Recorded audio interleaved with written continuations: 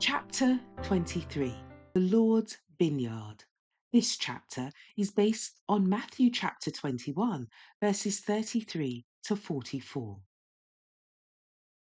The warning was not heeded by the Jewish people. They forgot God and lost sight of their high privilege as his representatives. The blessings they had received brought no blessing to the world.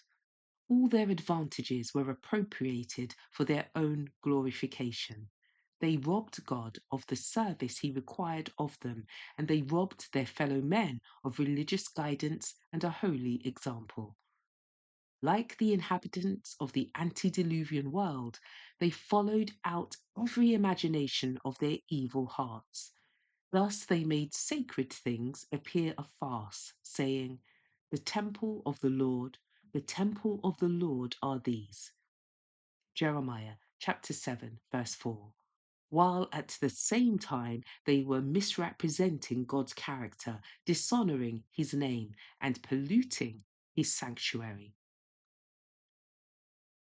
The husbandmen who had been placed in charge of the Lord's vineyard were untrue to their trust. The priests and teachers were not faithful instructors of the people. They did not keep them before the goodness and mercy of God and his claim to their love and service. These husbandmen sought their own glory. They desired to appropriate the fruits of the vineyard. It was their study to attract attention and homage to themselves. The guilt of these leaders in Israel was not like the guilt of the ordinary sinner. These men stood under the most solemn obligation to God.